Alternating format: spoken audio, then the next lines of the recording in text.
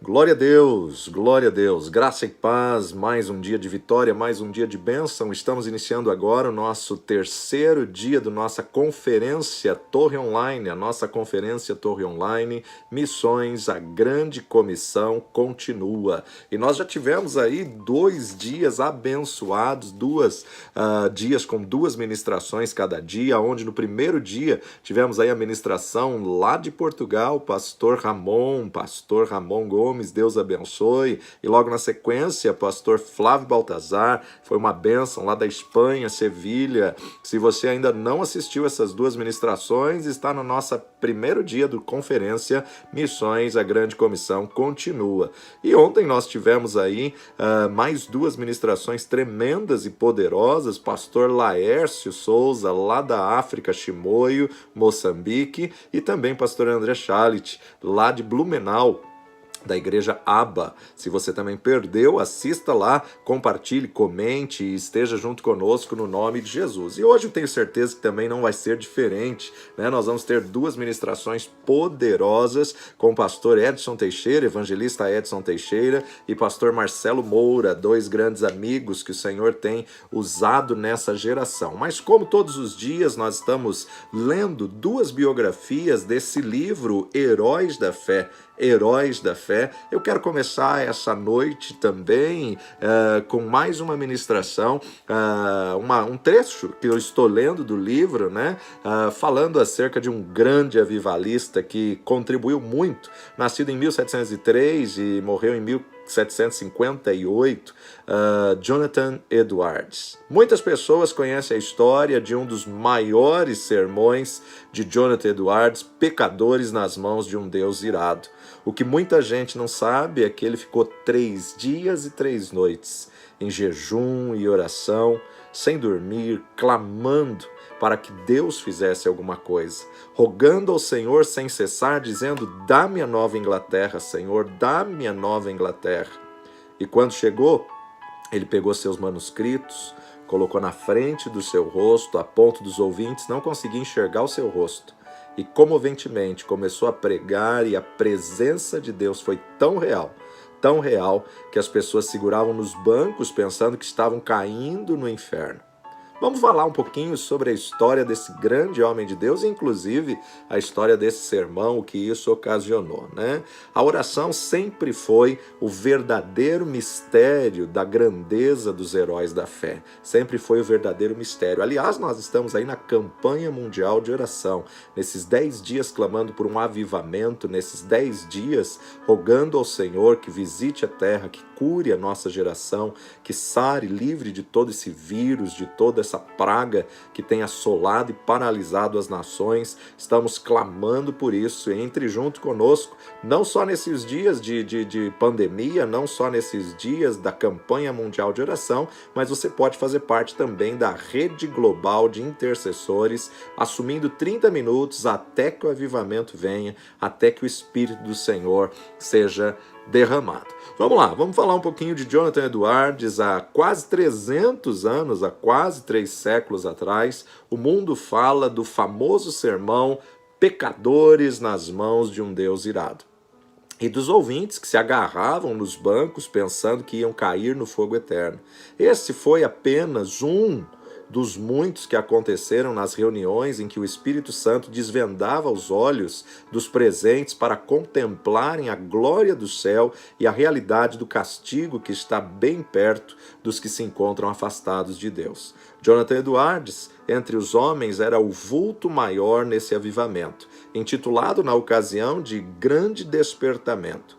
A sua vida é um exemplo destacado de consagração ao Senhor para desenvolvimento maior do intelecto e sem qualquer interesse próprio de deixar o Espírito Santo usar o mesmo intelecto como instrumento nas suas mãos. Amava Deus não somente de coração e alma, mas também de todo o entendimento. Sua mente prodigiosa apoderava-se das grandes verdades mais profundas. Contudo, sua alma era de fato um santuário do Espírito Santo. Sobre aparente calma exterior, ele ardia nele o fogo divino como um vulcão. Os crentes atuais devem a esse herói graças à sua perseverança em orar e estudar sobre a direção do Espírito, a volta a várias doutrinas e práticas da igreja primitiva. Grande foi o fruto da dedicação do lar em que Edwards nasceu e se criou. Seu pai foi o amado pastor de uma só igreja durante um período de 64 anos. Sua piedosa mãe era filha de um pregador que pastoreou uma igreja durante mais de 50 anos.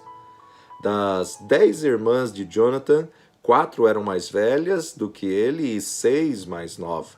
Muitas foram as orações que os pais ofereceram a Deus para que o único e amado filho fosse cheio do Espírito Santo e que se tornasse grande perante o Senhor. Não somente oravam assim, fervorosa e constantemente, mas mostravam-lhe igualmente zelosos em criá-lo para Deus. As orações à volta da lareira os estimularam a se esforçarem e seus esforços redobrados os motivaram a orar mais fervorosamente. O ensino religioso e permanente resultou em Jonathan conhecer intimamente a Deus quando ainda era criança. Quando Jonathan Edwards tinha 7 ou 8 anos, houve um despertamento da igreja de seu pai e o menino acostumou-se a orar sozinho 5 vezes todos os dias e a chamar outros da sua idade para orarem com ele. Eu vou ler aqui as suas palavras acerca desse assunto. A primeira experiência de que me lembro de sentir o íntimo, a delícia de Deus e das coisas divinas, foi ao ler as palavras de 1 Timóteo capítulo 1, verso 7. Ora, o Rei dos séculos, imortal, invisível, ao único Deus seja honra e glória para todo sempre. Amém. Senti a presença de Deus até arder o coração e abrasar a alma de tal maneira que não sei descrevê-la. Gostava de passar tempo na presença, olhando para a lua e de dia contemplando as nuvens dos céus. Passava muito tempo observando a glória de Deus, contemplando a presença do Deus Todo-Poderoso, revelada na natureza e cantando as minhas contemplações ao Criador e Redenção. Antes, me sentia demasiado assombrado ao ver os relâmpagos e ao ouvir o troar do trovão. Porém, mais tarde, eu me regozijava ao ouvir a majestosa e terrível voz na trovoada.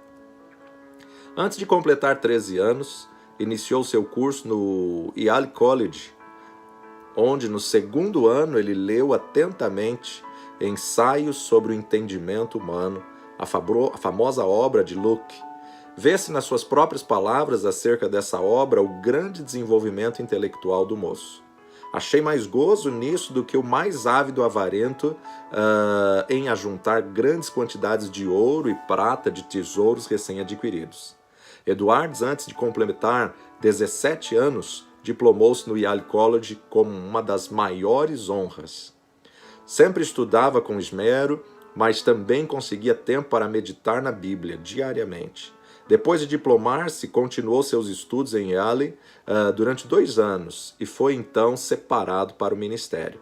Foi nessa altura que seu biógrafo escreveu acerca de seu costume de dedicar certos dias para jejuar, orar e examinar-se a si mesmo.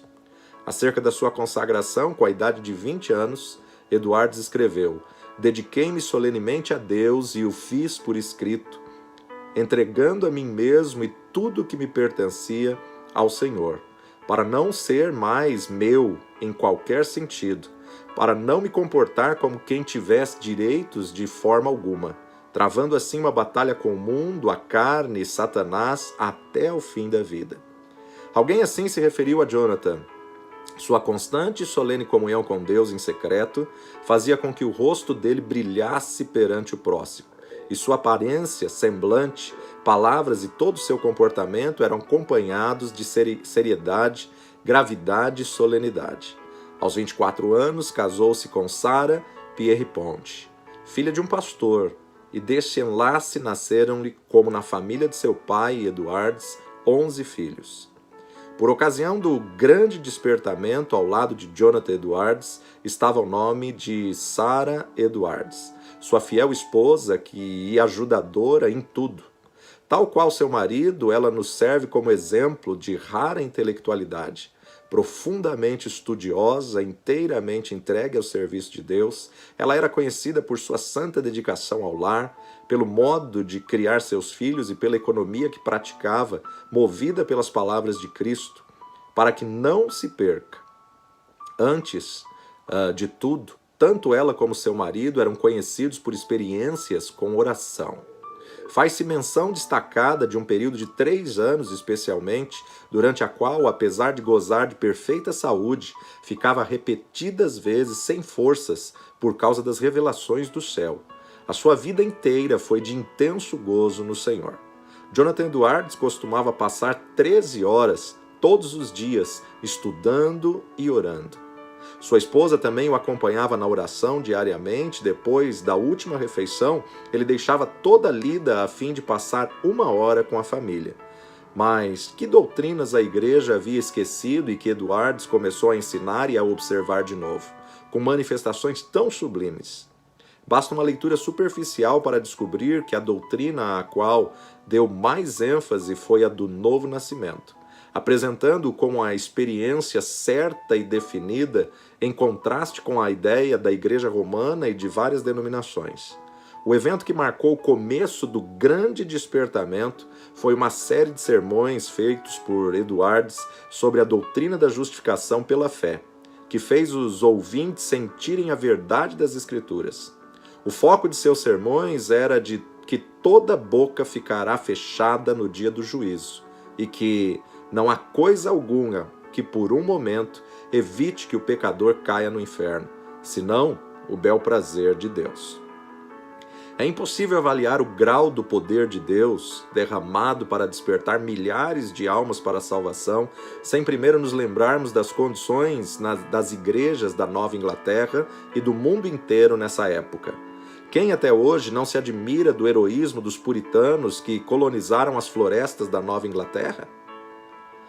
Passará, porém, essa glória e a igreja, indiferente e cheia de pecado, encontrava-se face ao maior desastre. Parecia que Deus não queria abençoar a obra dos puritanos, obra que existiu unicamente para a sua glória.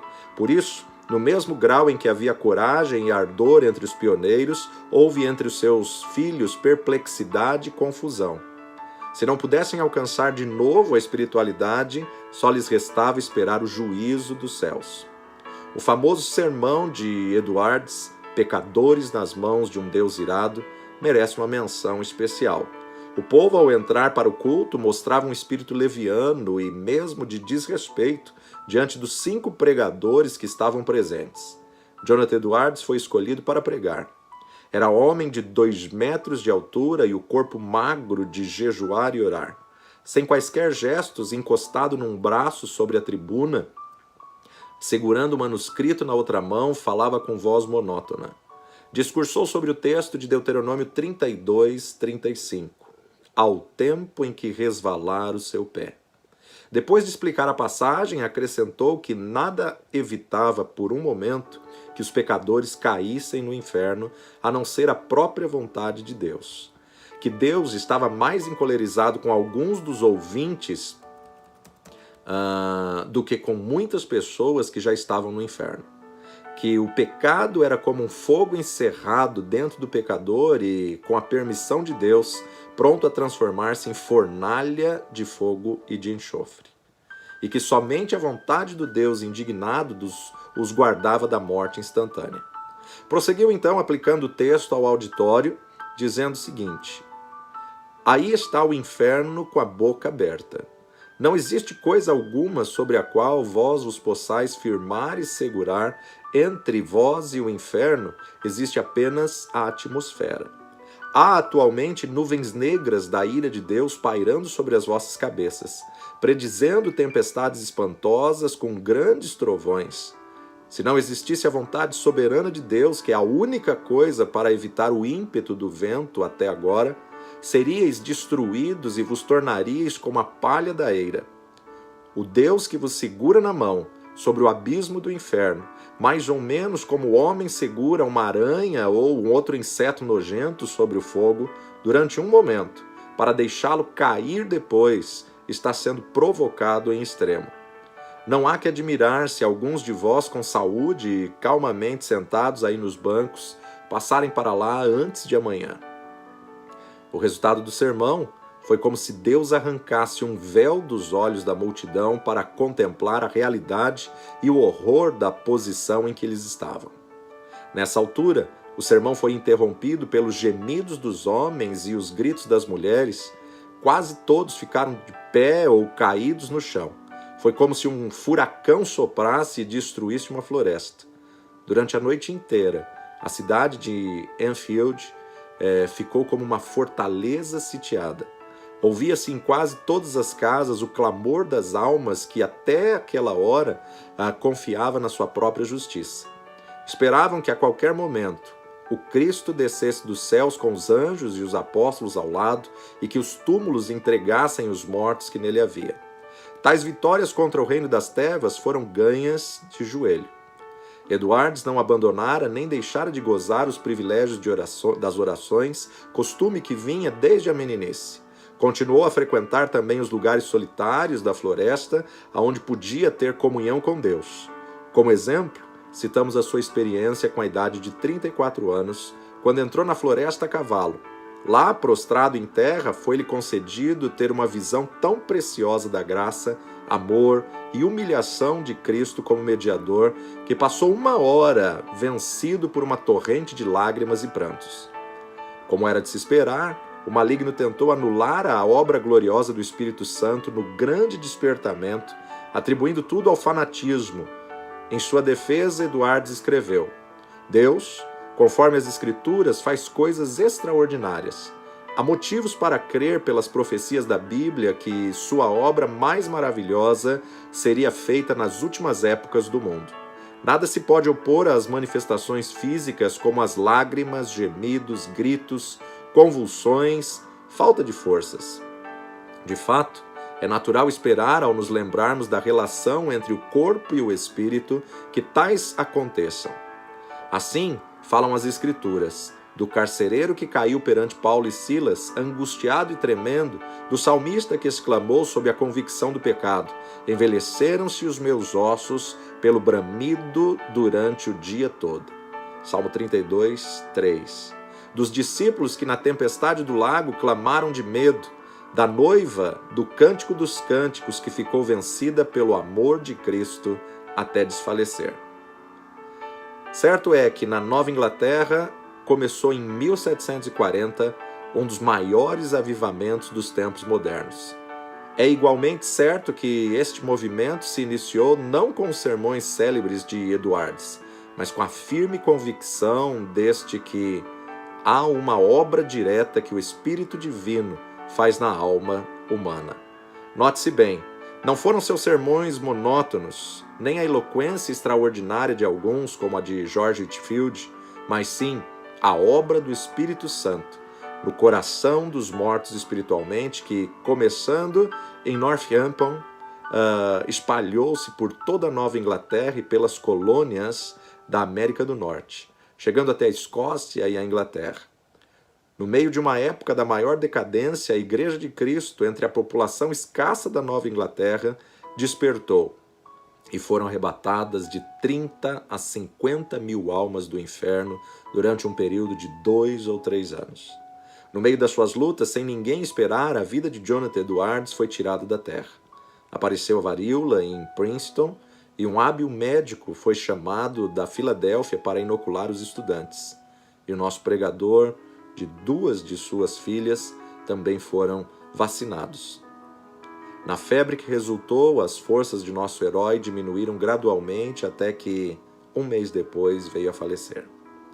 Assim diz um dos seus biógrafos: em todo o mundo onde se falava o inglês era considerado o maior erudito desde os dias do apóstolo Paulo ou de Agostinho.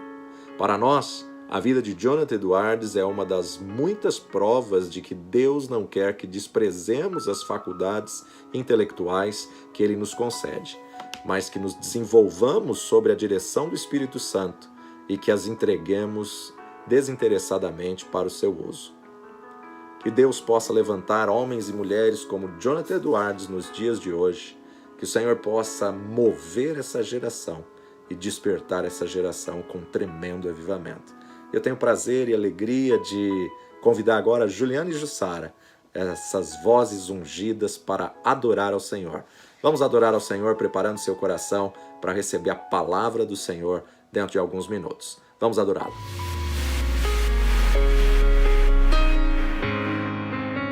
Senhor, irmãos, nós somos Juliana e Jussara. Eu sou Juliana. Eu sou Jussara.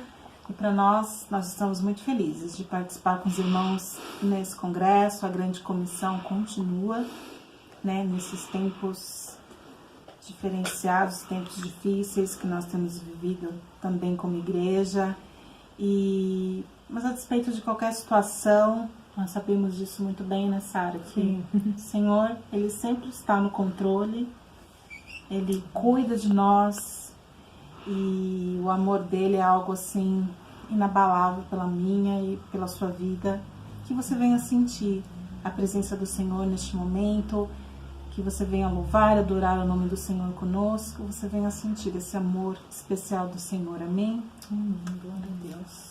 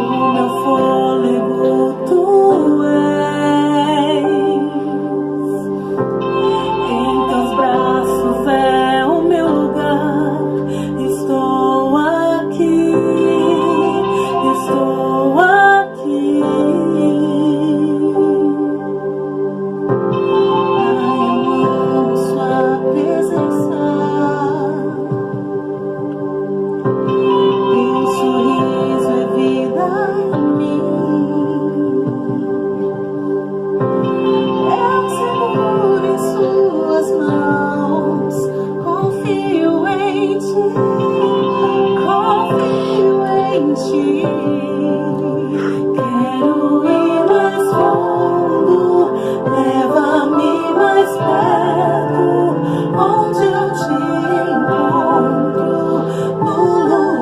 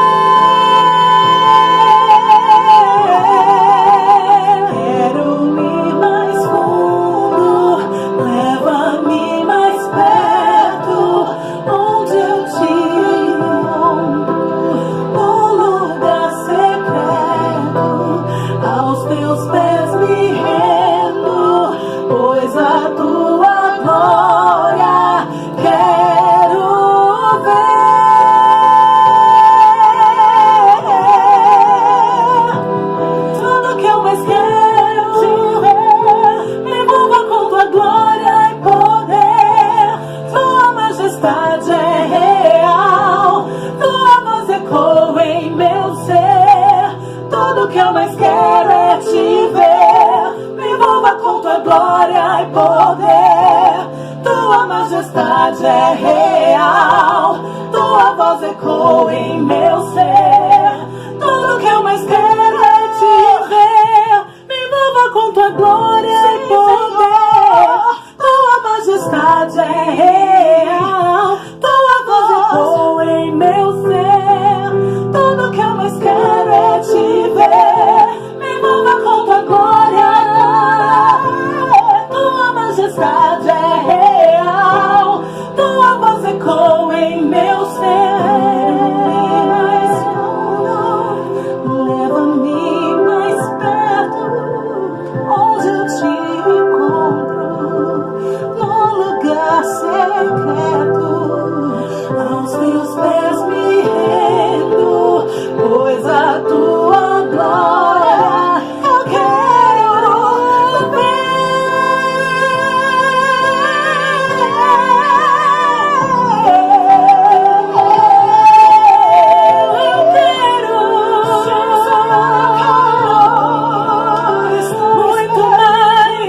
Muito mais de ti.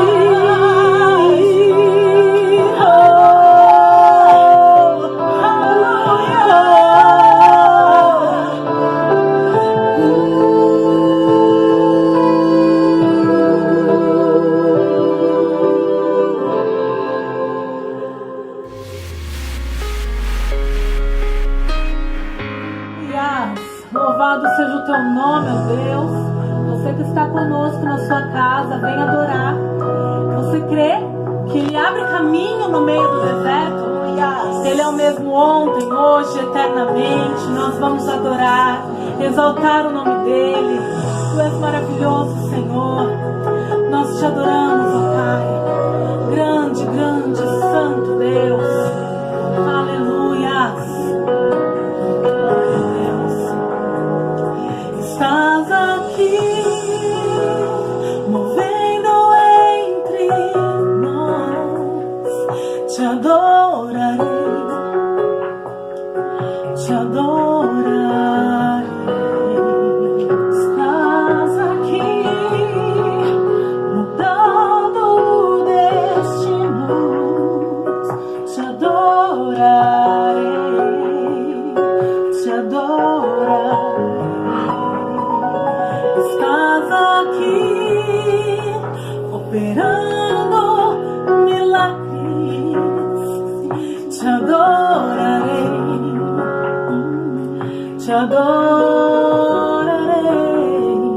Estás aqui, transformando nossas vidas.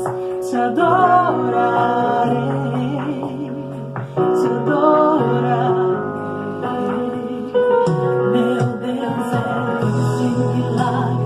Deus de promessas, caminho no deserto, luz na escuridão. Meu Deus, esse é quem tu és.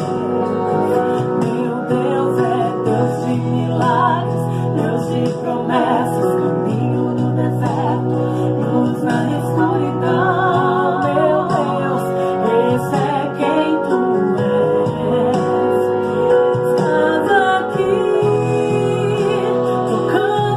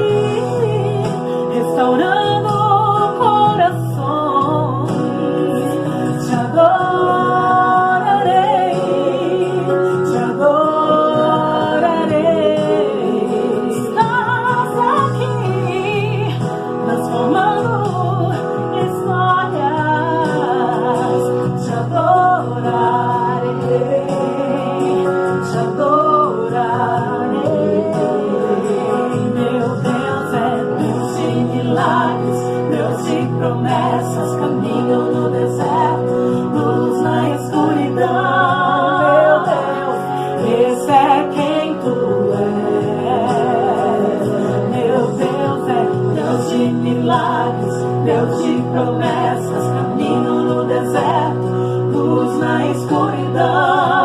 Meu Deus, esse é quem enxuga as lágrimas, restaura os corações. Tu és a resposta, Jesus. Enxuga as lágrimas, restaura os corações. Tu és a resposta, Jesus. Deus de milagres, Deus de promessas, caminho no deserto, luz na escuridão. Meu Deus, esse é quem eu quero. Deus de milagres, Deus de promessas, caminho no deserto, luz na escuridão. Esse é quem tu és.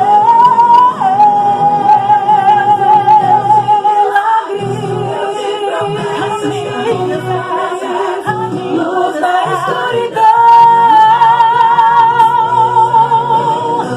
É quem tu és. Deus de milagres, Deus de promessas, caminho no deserto, luz na escuridão. Esse é quem tu és. Deus de milagres, Deus de promessas, caminho, luz na escuridão. Esse é quem tu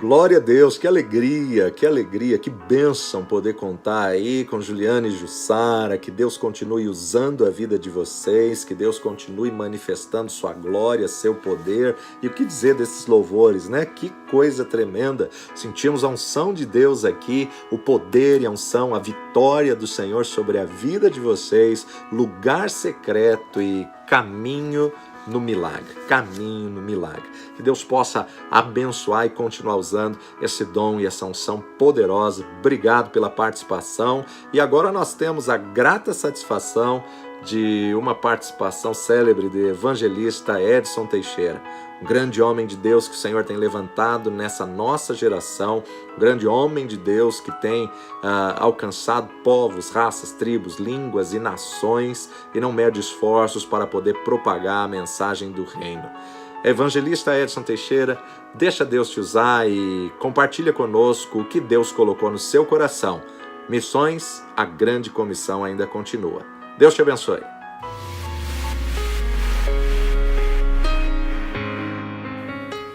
Olá, queridos irmãos, amigos dessa igreja tão amada, Torre Forte.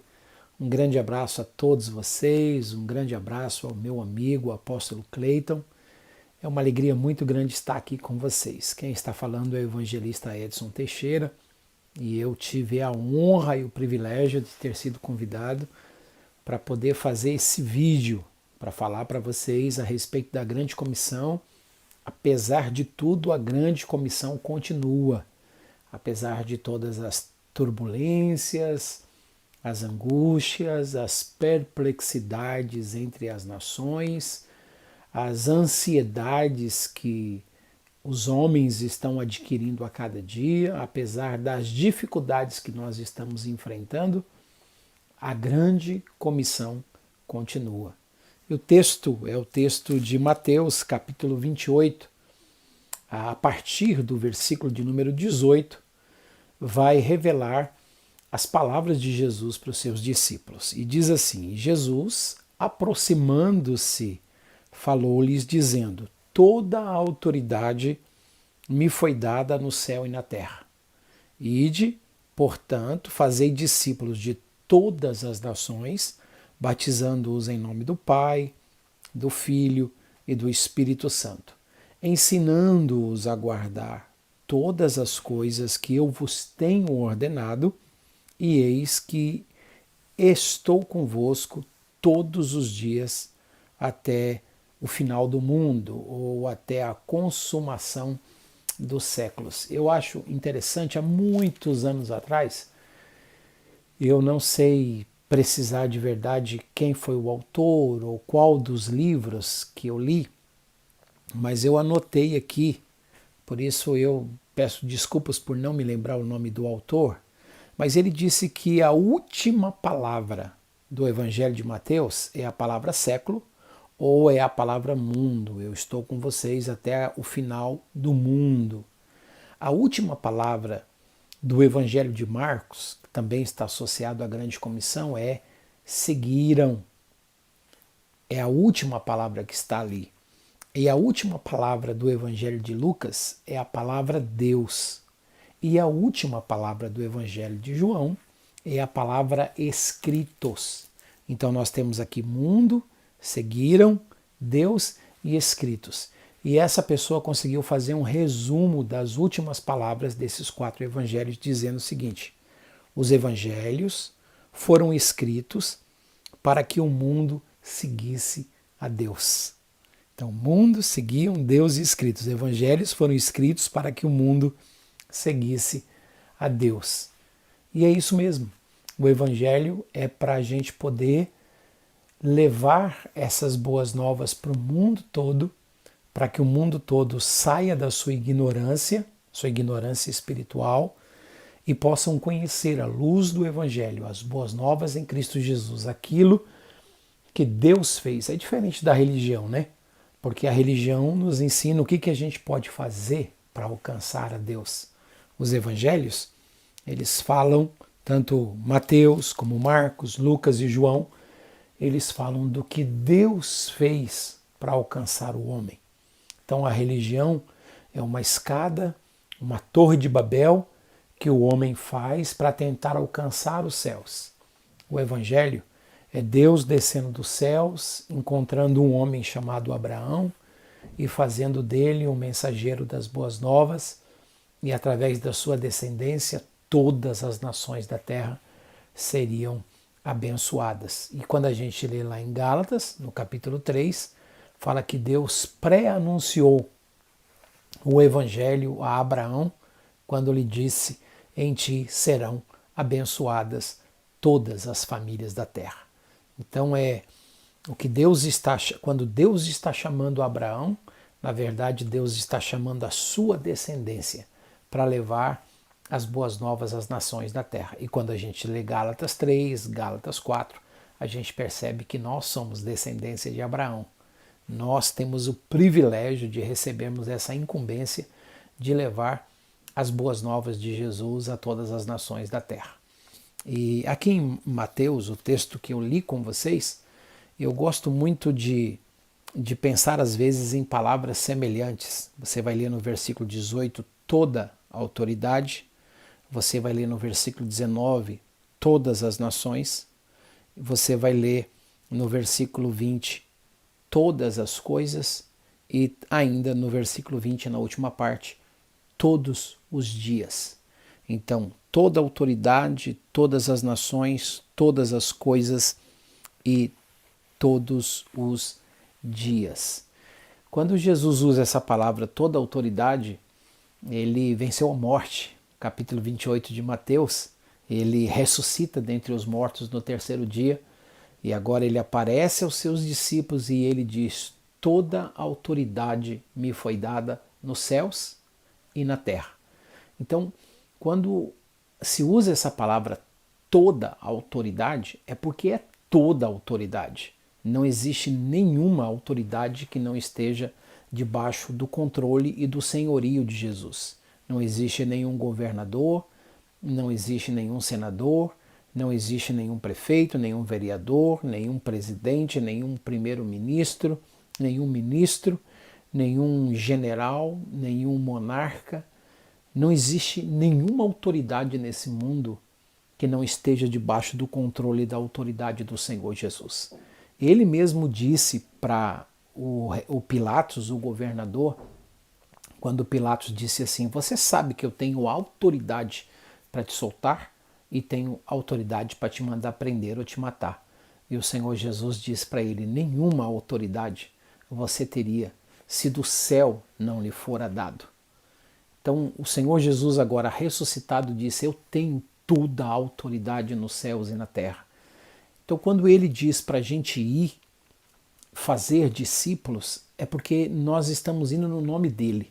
Nós não estamos indo no nome de Pedro, nós não estamos indo no nome de Paulo, nós não estamos indo no nome de Edson, nós, graças a Deus por isso, nem no nome do apóstolo Cleiton. Nós estamos indo no nome que está acima de todo nome, o nome do qual todo joelho nos céus, na terra e debaixo da terra há de se dobrar e toda língua há de confessar que Jesus Cristo é o Senhor, para a glória de Deus Pai. E ele se esvaziou, sim. Ele veio, assumiu a figura humana, sim. Morreu no nosso lugar, sim. Mas ressuscitou para nossa justificação. E Deus lhe deu um nome que está acima de todo nome, para que diante desse nome, os três mundos, o mundo celestial, o mundo dos homens e o mundo inferior, o que está debaixo da terra, esses três mundos vão se prostrar e vão adorá-lo. O Apocalipse 5 diz que João chorava muito, porque ninguém tinha sido encontrado digno de abrir o livro, nem desatar os seus selos, nem de olhar e nem de lê-lo. Mas um dos anciãos disse para João: não chores, eis aqui o leão da tribo de Judá que venceu. Ele é digno de abrir o livro e desatar os seus selos, porque ele foi morto e com o seu sangue comprou para Deus homens de todas as tribos, línguas, povos e nações, e para o nosso Deus os constituístes reis e sacerdotes, e eles reinarão sobre a terra. Então João disse: eu vi toda criatura, no céu, na terra, debaixo da terra, no mar, e tudo que nele existe, e os seres viventes, e os 24 anciãos, e as milhares e milhares, miríades e miríades de anjos, todos se prostravam diante do Cordeiro e lhe adoravam. Então nós servimos a um Deus que tem todo o poder, que está no trono. Ele está no trono, ele domina sobre todas as coisas. Então, a vitória da igreja não está na sua tradição, a vitória da igreja não está na sua posição institucional, a vitória da igreja não está no nome de nenhuma pessoa, está em um fundamento. E esse fundamento, diz o apóstolo Paulo, é Jesus de Nazaré. Por isso, eu e você não precisamos ter medo de levar essa palavra, porque a gente representa aquele que tem toda a autoridade nos céus e na terra. Sabe, a gente não age no nosso nome, a gente vai pregar, a gente entra nas nações no nome daquele que é o Rei dos Reis e o Senhor dos Senhores. Lembra do centurião? Quando ele disse para Jesus: eu não sou digno de que tu entres na minha casa, mas basta uma palavra tua e o meu servo será curado. E ele diz: porque eu também sou um homem sujeito a autoridades e tenho soldados que são sujeitos às minhas ordens. Eu digo a esse vai e ele vai, eu digo a esse faça isso e ele o faz. E Jesus ficou admirado e disse: nem mesmo em Israel eu encontrei tamanha fé. Vai e o teu criado já está curado. O que está acontecendo aqui? Esse centurião está dizendo: Jesus, eu sou um centurião. Eu represento o Império Romano, eu represento o rei de Roma. Então, eu não falo em meu nome, eu falo no nome do reino a quem eu represento. E eu tenho 100 soldados às minhas ordens. E quando eu dou uma ordem, eles não obedecem por quem eu sou, mas sim por causa de quem eu represento. Eu represento o imperador romano. Então, quando eu dou uma ordem, eles obedecem. E eu sei, Senhor Jesus, que essa doença, esses demônios, esses problemas, nada pode te resistir, porque tu representas a autoridade maior. Diga apenas uma palavra e o meu criado será curado. Sabe quando você está andando em uma cidade e de repente um policial manda você parar numa estrada ou no trânsito e dá aquele gelo?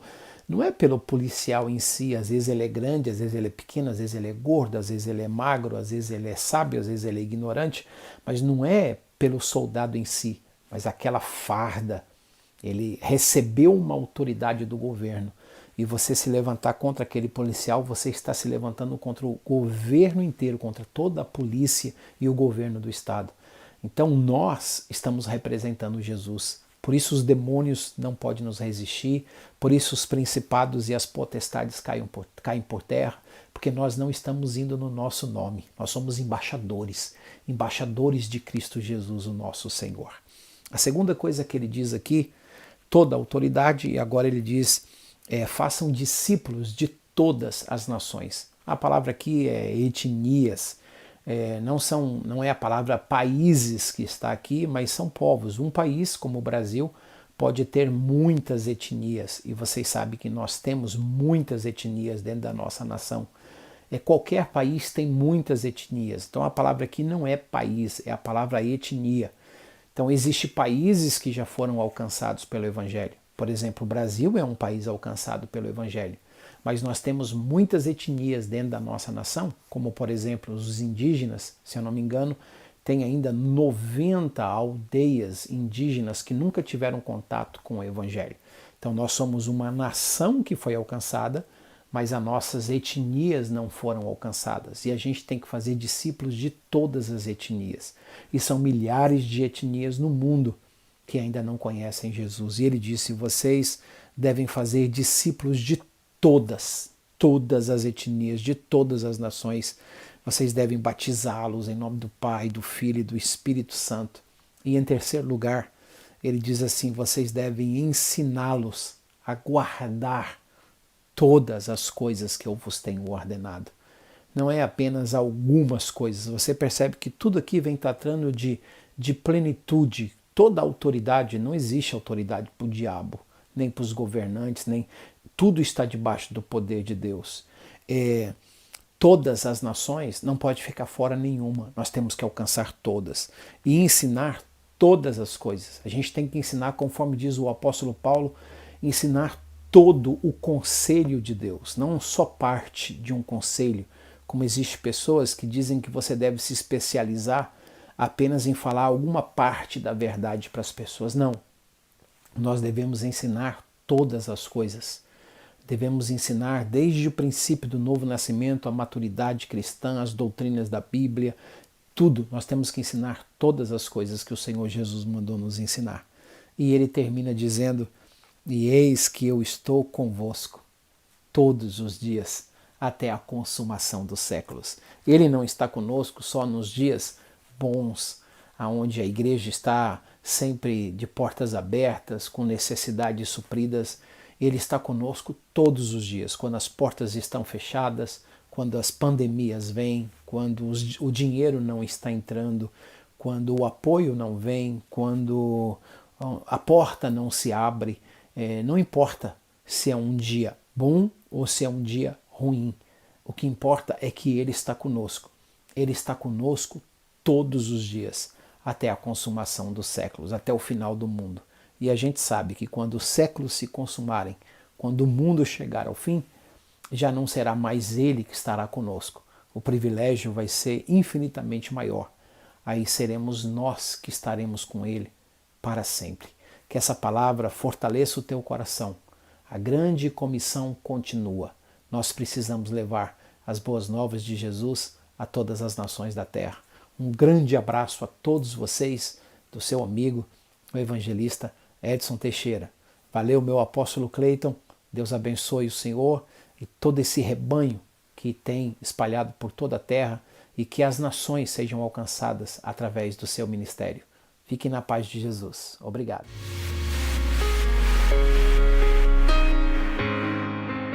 Amém, amém, glória a Deus. Obrigado, evangelista Edson Teixeira, que Deus continue te usando tremendamente nessa obra tão fantástica, tão maravilhosa, em diversos lugares, que o Senhor capacite, fortaleça e que essa possa ser a verdade nas nossas vidas. Apesar de tudo, a grande comissão continua.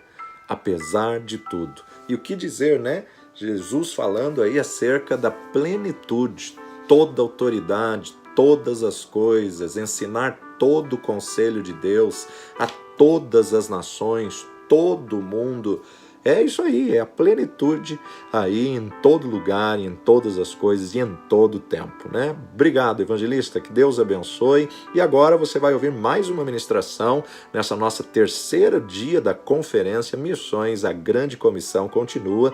Tenho a grata satisfação também de contar com a participação de um grande amigo, pastor Marcelo Moura, que é também diretor do Colégio Agnus Dei e pastor da Igreja Batista Internacional Agnus Dei. Pastor Marcelo, compartilha conosco o que Deus colocou no seu coração.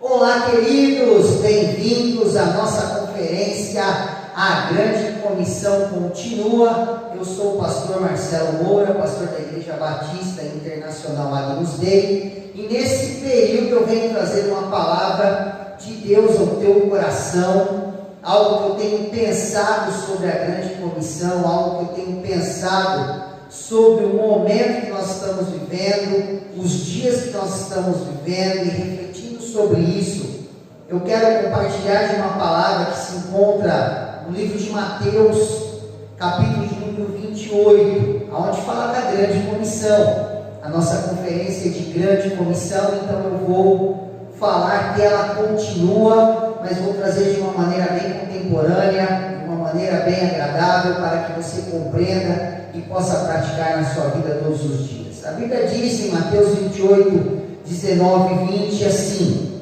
portanto, ide, fazei discípulos de todas as nações, batizando-os em nome do Pai, do Filho e do Espírito Santo, ensinando-os a guardar todas as coisas que eu vos tenho mandado. E eis que estou convosco todos os dias até a consumação dos séculos.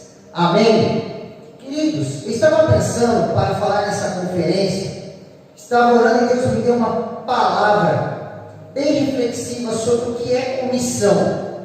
Eu fui pesquisar. Comissão é uma palavra que tem o sentido, o significado, é um ato ou efeito de encarregar ou incumbir alguém de uma missão. É quando eu encarrego alguém, é quando eu incumbo alguém de fazer algo, de desafio ele a realizar um propósito. E eu quero começar esse novo tempo, esse tempo que nós estamos vivendo de Covid-19, onde o mundo está em quarentena, mas também nós estamos marcando o primeiro século do terceiro milênio. Nós estamos entrando na terceira década do século 21, e é o momento de nós começarmos a pensar, não quando nós voltarmos às nossas coisas, mas como nós vamos começar quando tudo voltar ao normal. E isso é uma das coisas que eu quero conversar com você, porque esse novo tempo nos deixa claro uma diferença entre um comitê e uma comissão. E nós precisamos analisar isso de uma maneira muito, mas muito significativa, porque comitê vem da origem de um grupo de pessoas estabelecido por um grupo maior. Eu acredito que durante algum tempo a igreja se sentiu como um grupo menor que é cuidado por um grupo maior e não teve tanta eficiência como ela deveria ter na sua grande comissão e o grande desafio de restaurar pessoas, de curar os feridos, de transformar vidas, de buscar pessoas para entenderem a verdade do Evangelho, o princípio do Evangelho, tem sido um grande desafio para mim e para você. Mas a palavra comissão, ela tem um sentido que é um grupo estabelecido por um grupo maior, também como comitê, elas são bem semelhantes. Porém, geralmente a comissão é formada por um governo. Um governo forma uma comissão, ou um órgão responsável por aquela comissão. E ela é formada de maneira formal, ela é dotada de autoridade e ela visa solucionar problemas e controlá-los. E aí entra no princípio de Jesus, do ide e fazer discípulos. Jesus nos deu uma comissão e, na verdade, Ele não montou um comitê.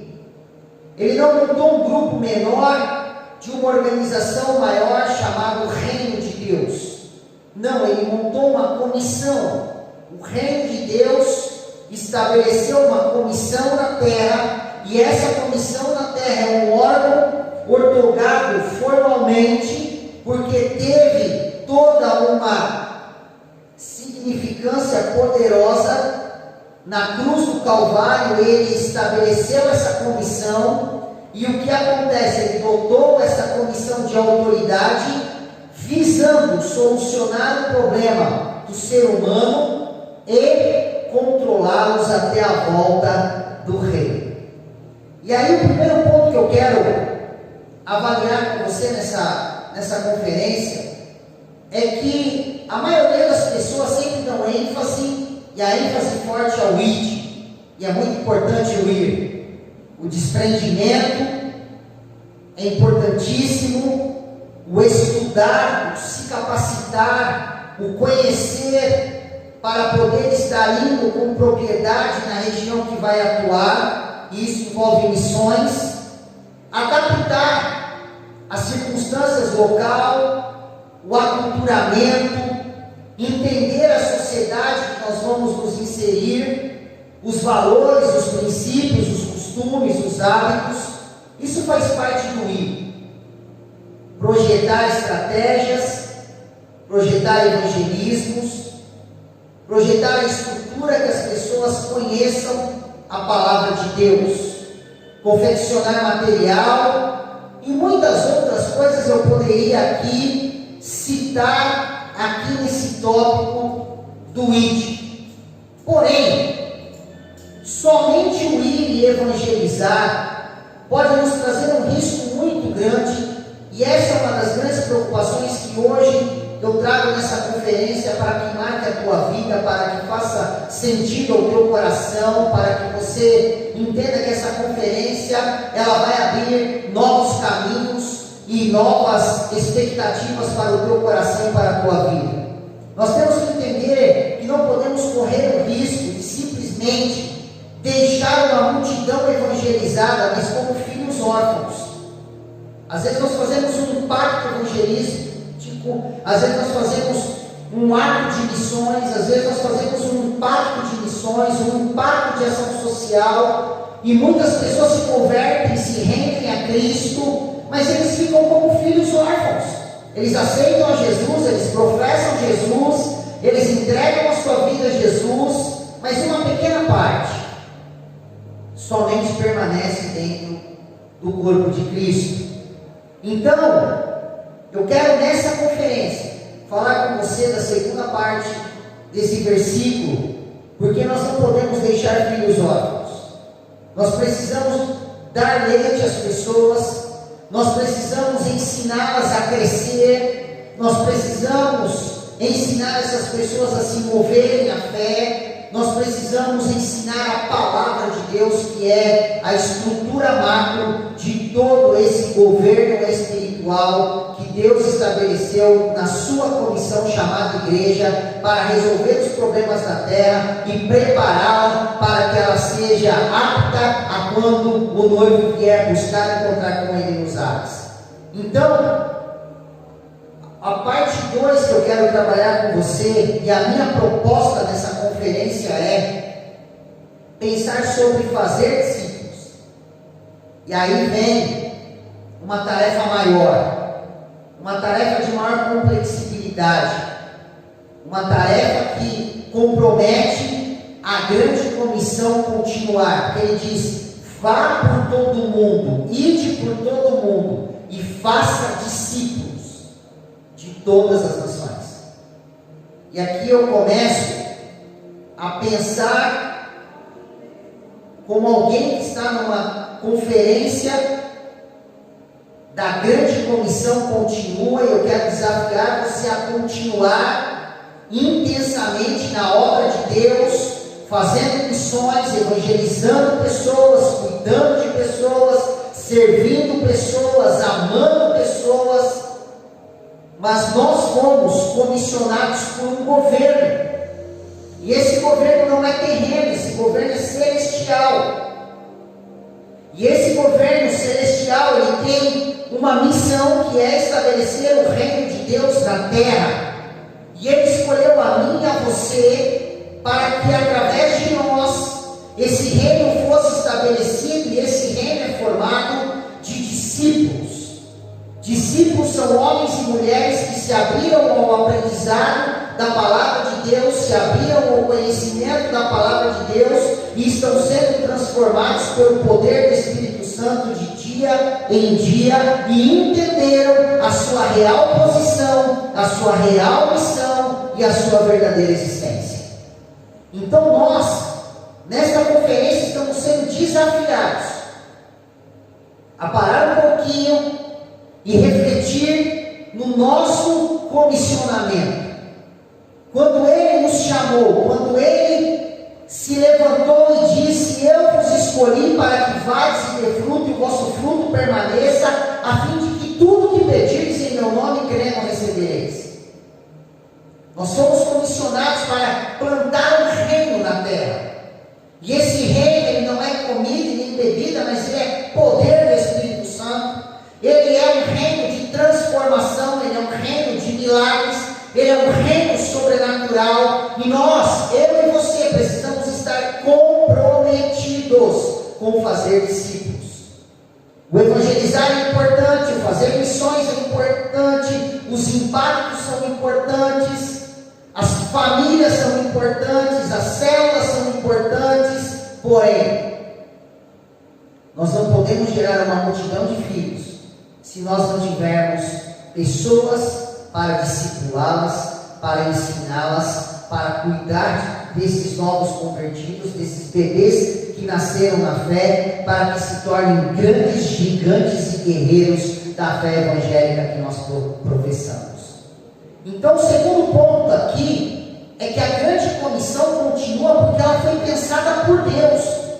Deus pensou nessa grande comissão.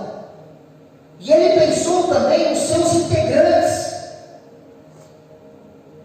E esses integrantes desta grande comissão são homens e mulheres de excelência.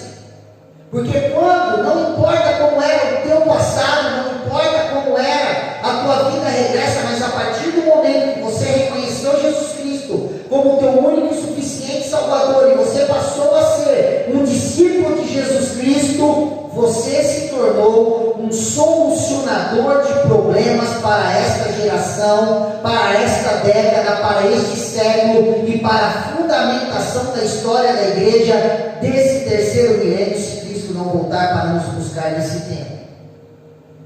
Então você tem que entender o seu valor. Você tem que entender que Deus te escolheu para você solucionar problemas de pessoas através do que? Da capacitação sobrenatural que a Bíblia Sagrada nos habilita a viver nessa terra. Por isso que em Timóteo, Paulo escrevendo, ele diz: olha, toda palavra de Deus é inspirada, apta para corrigir, redarguir em justiça, a fim de que todo homem seja perfeitamente aperfeiçoado para toda boa obra. Qual é a obra? Evangelização, discipulado. Evangelização, discipulado. Missões, discipulado. Nós ganhamos, tratamos, ensinamos, consolidamos e automaticamente vai arder no coração dessa pessoa o desejo de ir e fazer discípulos, e por isso o Evangelho chegou até nós, porque no coração de Pedro, no coração de João, no coração de Tiago, no coração dos discípulos primários, ardia esse fogo de fazer outros, de ensinar a outros. Isso aconteceu com Paulo, com Barnabé, com Silas, aconteceu com todos os homens, até que o Evangelho chegou até nós. Por quê? Porque esse processo da evangelização, esse processo de missões, tem que ser regado de discipulado. E aqui, eu digo que Deus te capacita. Então te prepare para ir. Estude a Bíblia, faça um bom seminário. Tenha e invista tempo com Deus, invista tempo na palavra. Gaste tempo no teu devocional, adore a Deus com intensidade, porém todavia, aprenda a ensinar pessoas. Entenda a pedagogia eclesiástica, entenda que Deus tem uma pedagogia eclesiástica para ensinar as criancinhas que nascem na fé, e às vezes as criancinhas que nascem na fé, vai entendendo se isso faz sentido para você, às vezes tem 40, 50, 60 anos, mas são crianças porque não conhecem o verdadeiro alimento, o pão vivo que desceu do céu.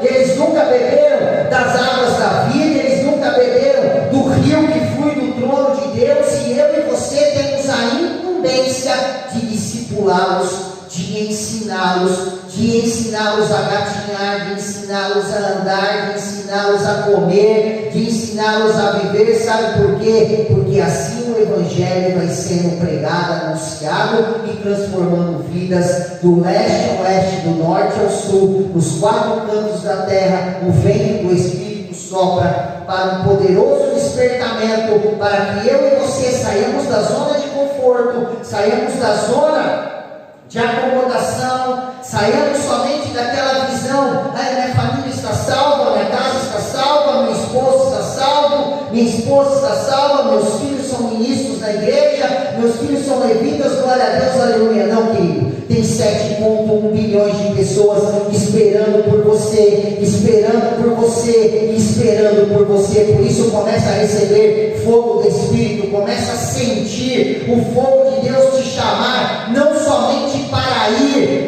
à rua, para ir à casa, para ir a uma outra cidade, para ir a um outro lugar, mas comece a sentir o peso da responsabilidade de fazer discípulos de todas as nações. E eu concluo dizendo: o fazer discípulos é o meu maior desafio como cristão. Pregar é talento de Deus. Estude a Bíblia. Tocar é graça de Deus. Mas fazer discípulo depende muito do teu caráter. Porque Jesus diz assim: vocês serão meus discípulos quando fizerem aquilo que eu vos mando. É fazer como Jesus faz. E para fazer como Ele faz, você tem que ter intensidade nele. Você tem que ter intimidade com Ele. Você tem que ter vida com Ele. Eu quero desafiar você, nessa conferência, que a grande comissão continue a buscar o Senhor. Continue a entender e a sentir nessa conferência um manto de autoridade e um manto de responsabilidade para cuidar de pessoas, para tratar de pessoas, para ensinar pessoas no caminho que elas devem andar, para que quando elas forem velhas na fé, elas não se percam, que elas não tenham o seu amor esfriado, que elas não tenham desistência nos momentos finais e não sejam como aquelas 5 virgens que estavam negligentes, esperando a vinda do noivo.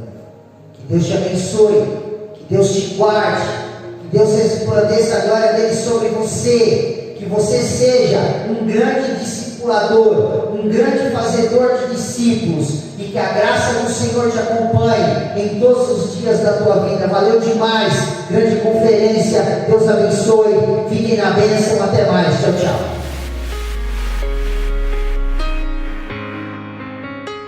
Glória a Deus, que maravilha, né? Obrigado, pastor Marcelo, que Deus continue te usando, te capacitando poderosamente. Nos trouxe aí a reflexão acerca da diferença entre a grande comissão para comitê. É uma grande diferença, né?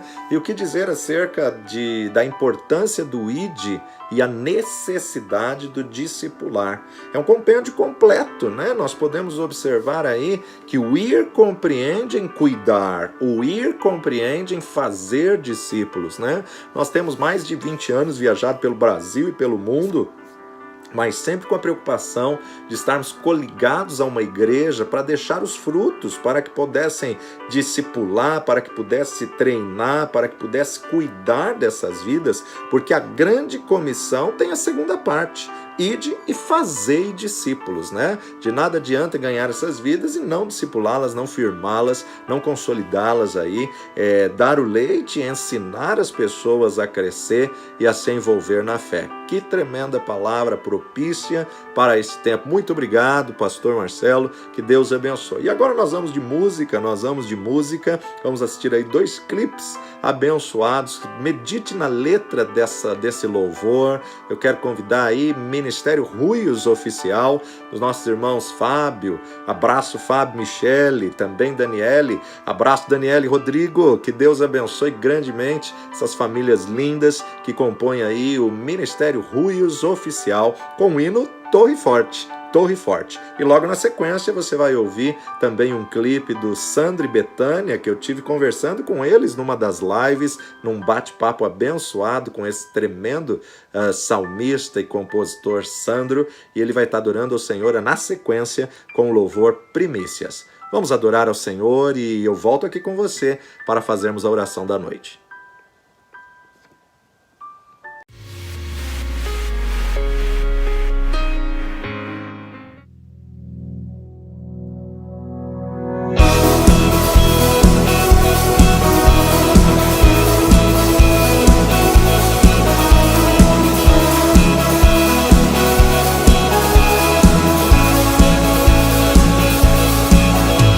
Em ti busco refúgio.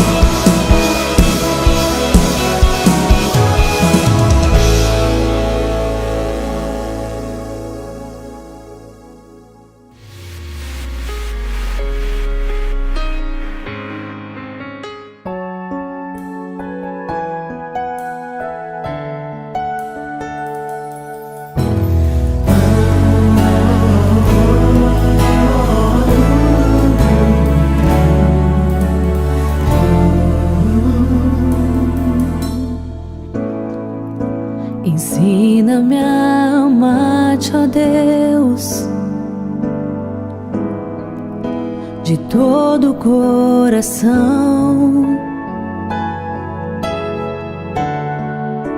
Ensina-me a adorar-te, ó Deus,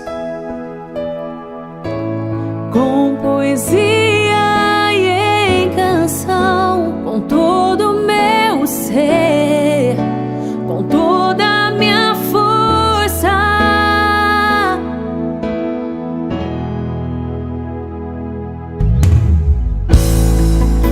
Ensina-me a obedecer sem te questionar.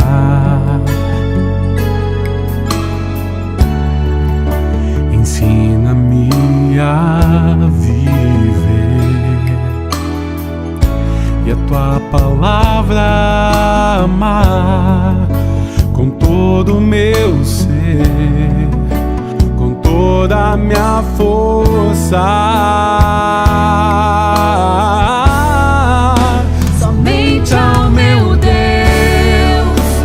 darei a honra, somente ao meu Deus darei a glória, e só a Ele as primícias do meu coração.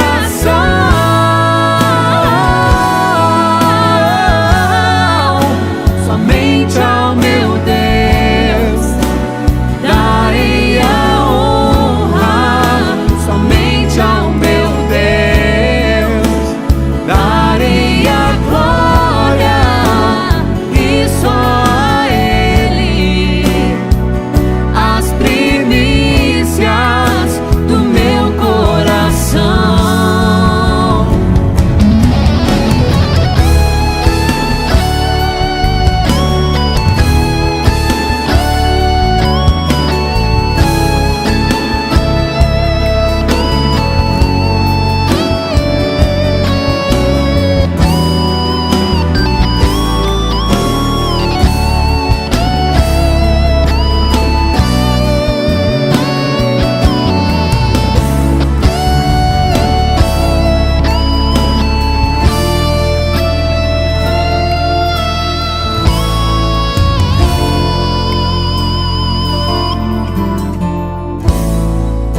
Ensina-me a obedecer sem te questionar. Ensina-me a viver e a tua palavra amar com todo o meu ser, com toda a minha força. Somente ao meu Deus darei a honra, somente ao meu Deus darei a glória, e só a Ele as primícias do meu coração.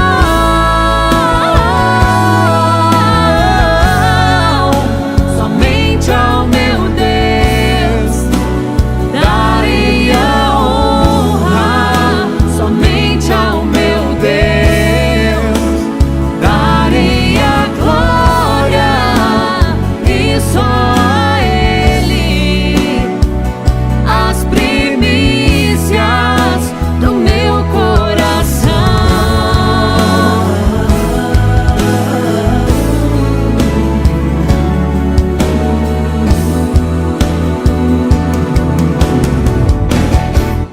Somente ao meu Deus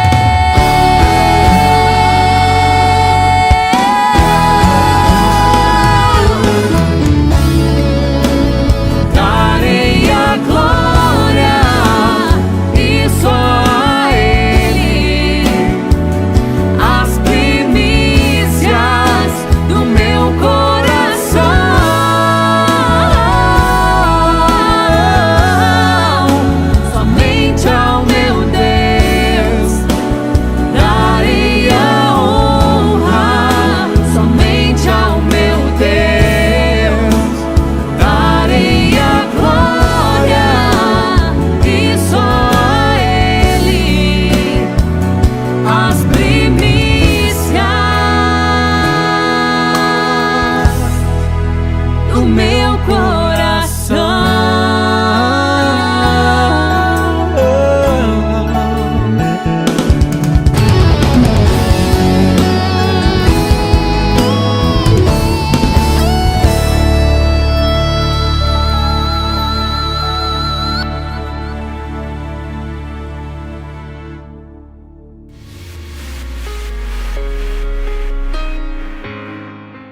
glória a Deus, que tremendo, né? Que tremendo. Ministério Ruios, se você ainda não se inscreveu no canal, é Ministério Ruios Oficial, Ruios com H, você pode entrar no YouTube e pode assim se inscrever lá, inscreva, coloca curtir, o seu joinha, e ali você vai estar ouvindo muitos outros louvores e adoração desse ministério abençoado. Meu grande abraço, Daniele, Rodrigo, meu grande abraço, Fábio, Michele, que Deus continue usando aí a cada um de vocês com poder e glória. E também meu abraço, minha gratidão aqui ao Sandro e a Betânia. Se você também não se inscreveu, vai lá no YouTube, Sandro e Betânia, e se inscreva no canal do YouTube, clica ali em inscrever-se, clica ali em joinha, e ali você tem muitos outros louvores e adoração, onde você pode aí ter um momento de comunhão e relacionamento com o Senhor. Estamos na campanha mundial de oração e eu não posso encerrar esse nosso encontro sem ler mais um trecho desse livro abençoado, Heróis da Fé. Heróis da Fé, onde nós vamos estar falando um pouquinho sobre a biografia de John Wesley. John Wesley, nascido em 1703 e morreu em 1791, considerado a tocha tirada do fogo. Olha só um pouco da sua história. O céu, à meia-noite, era iluminado pelo reflexo sombrio das chamas que devoraram vorazmente a casa do pastor Samuel Wesley. Na rua ouviam-se os gritos: fogo, fogo, fogo! Contudo, a família do pastor continuava a dormir tranquilamente até que os escombros ardentes caíram sobre a cama de uma das filhas, a Rete. A menina acordou sobressaltada e correu para o quarto do pai.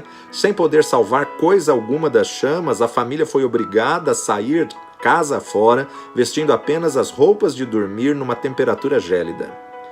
A ama, ao se despertar pelo alarme, arrebatou a criança menor, Carlos, do berço, chamou os outros meninos, insistindo que a seguissem, e desceu a escada. John, porém, que estava então com 5 anos e meio, ficou dormindo. 3 vezes a mãe, Susana Wesley, que se achava doente, tentou debalde subir a escada. 2 vezes o pai tentou, em vão, passar pelo meio das chamas correndo, sentindo perigo, ajuntou a família no jardim, onde todos caíram de joelhos e suplicaram em favor da criança que estava presa pelo fogo. Enquanto a família orava, John acordou e, depois de tentar descer pela escada, subiu numa mala que estava em frente a uma janela, onde um vizinho o viu em pé. E o vizinho chamou outras pessoas e juntos conceberam o plano de um deles subir nos ombros de um primeiro, enquanto um terceiro subia nos ombros do segundo, até alcançarem a criança. Dessa maneira, John Wesley foi salvo da casa em chamas apenas instantes antes de o teto cair com grande fragor. O menino foi levado pelos intrépidos homens que o salvaram para os braços do pai. "Cheguem, amigos!" clamou Samuel Wesley ao receber o filhinho. "Ajoelhemo-nos e agradecemos a Deus. Ele me restituiu todos os meus filhos. Deixem a casa arder, os meus recursos são suficientes." 15 minutos depois, casa, livros, documentos e mobiliário não existiam mais. Anos mais tarde, em certa publicação, apareceu o retro de John Wesley e embaixo a representação de uma casa ardendo com as palavras: "Não é este o tição tirado do fogo?" Zacarias capítulo 3, verso 2. Nos escritos de Wesley foi encontrada uma referência interessante acerca desse histórico sinistro. Em 9 de fevereiro de 1750, durante um culto de vigília, cerca das 11 horas da noite, lembrei-me de que era esse o dia e a hora. Havia 40 anos em que me tiraram das chamas.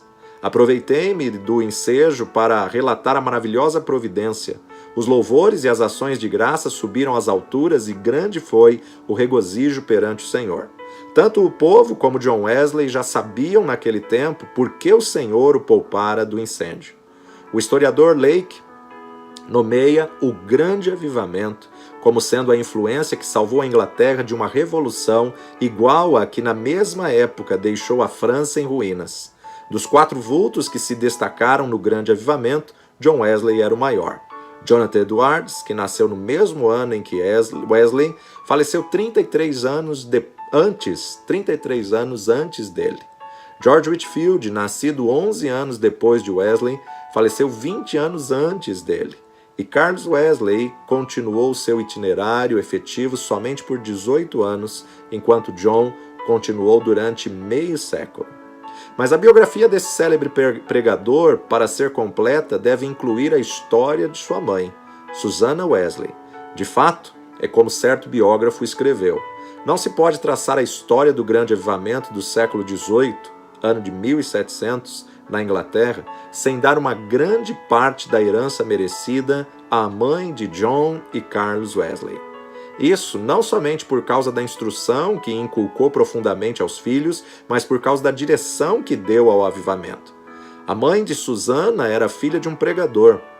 Esforçada na obra de Deus, casou-se com o eminente ministro Samuel Ans Wesley. Dos 25 filhos desse enlace, Susanna era a 24ª. Durante a vida, seguiu o exemplo da sua mãe, passando 1 hora de madrugada e outra à noite, orando e meditando sobre as Escrituras. Pelo que escreveu certo dia, vê-se como se dedicava à oração. Que Deus seja louvado por todos os dias em que nos comportamos bem, mas estou ainda descontente, porque não desfruto muito de Deus. Sei que me conservo demasiadamente longe dele. Anseio ter a alma mais intimamente ligada a ele pela fé e amor. John era o 15º rebento de 19 filhos de Samuel e Susanna Wesley. O que vamos transcrever escrito pela mãe de John mostra como ela era fiel em ordenar os seus filhos e a sua casa depois dela, mediante Gênesis 18, 19, que nos diz: 18 e 19. Para formar a mente da criança, a primeira coisa é vencer-lhe a vontade. A obra de instruir o intelecto leva tempo e deve ser gradual conforme a capacidade da criança. Mas o subjugar-lhe a vontade deve ser feito de uma vez. E quanto mais cedo, tanto melhor. Depois, pode-se governar a criança pela razão e piedade dos pais até chegar ao tempo de a criança poder também exercer o raciocínio.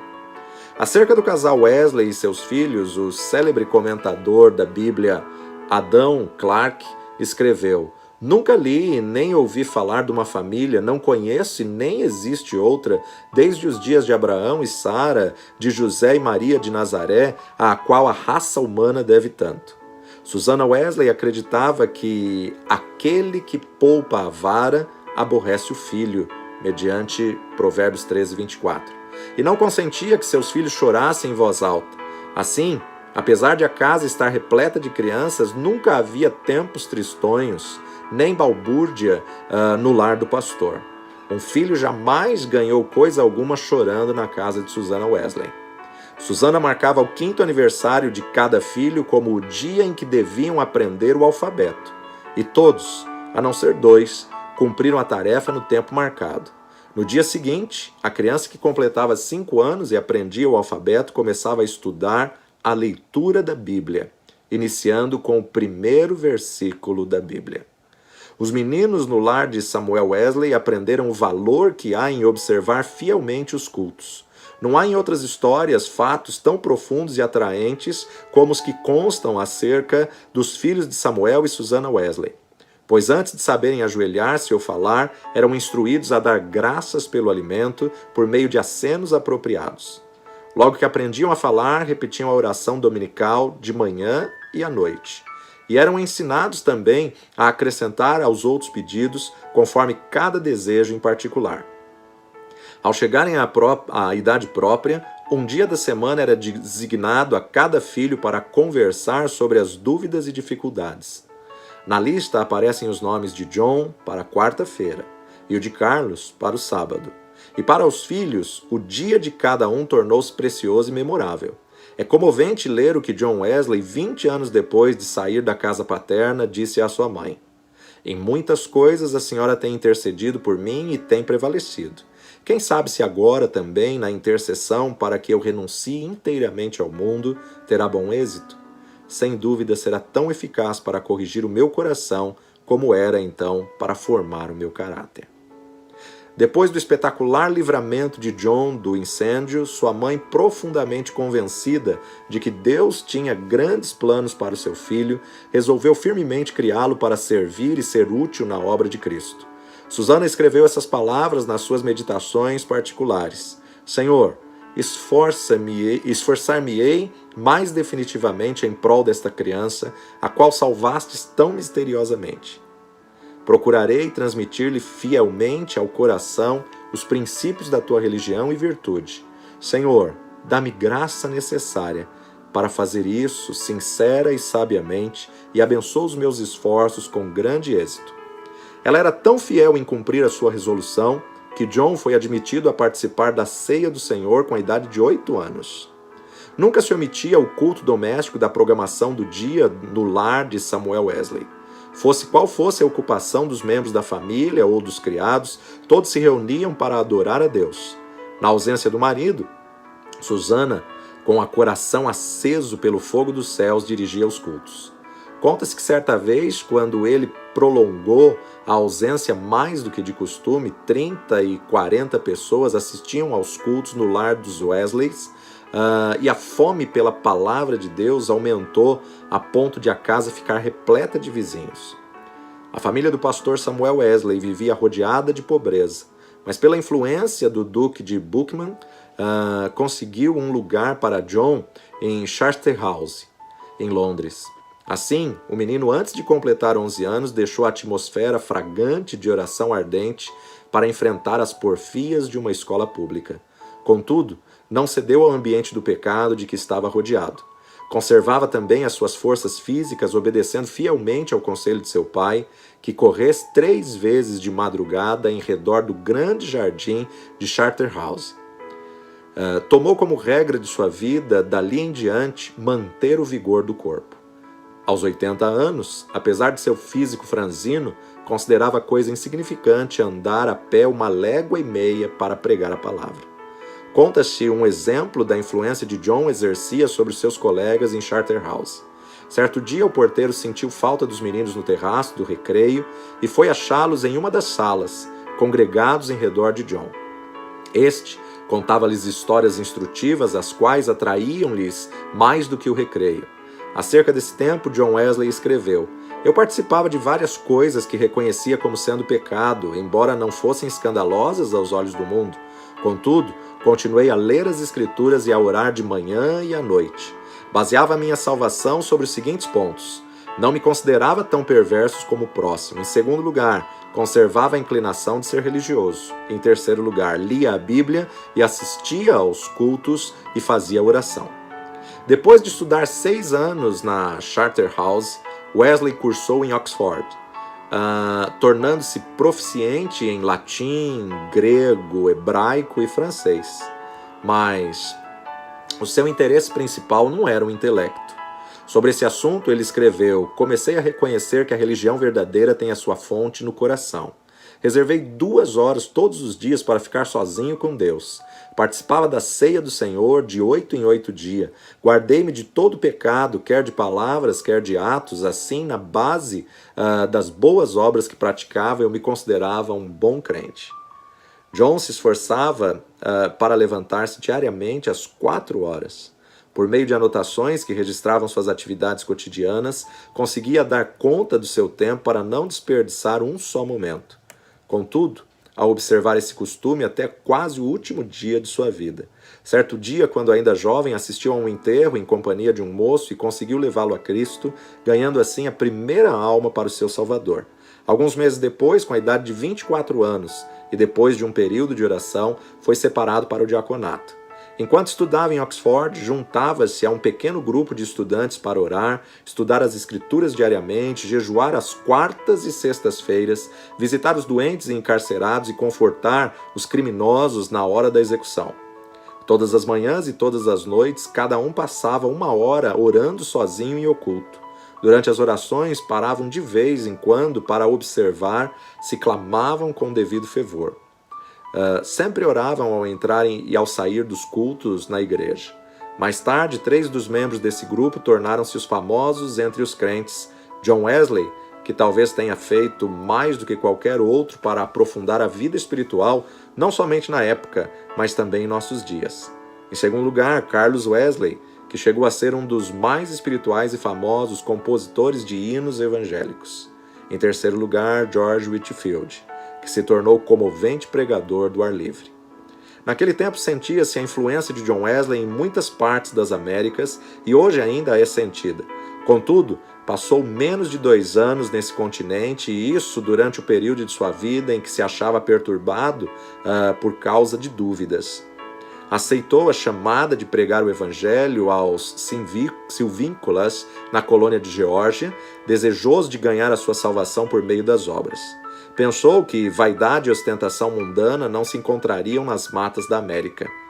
Como era característico em sua vida, a bordo do navio numa viagem para a América do Norte, observava com outros de seu grupo um programa para não desperdiçar um momento do dia. Levantava-se às 4 da manhã e deitava-se depois das 21. As primeiras 3 horas do dia eram dedicadas à oração e ao estudo das Escrituras.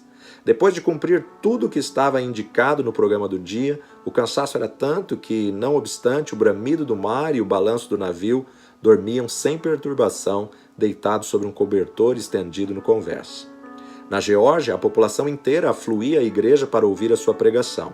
A influência dos seus sermões foi tal que, depois de 10 dias, uma sala de baile ficou quase inteiramente abandonada, enquanto a igreja se enchia de pessoas que oravam e eram salvas.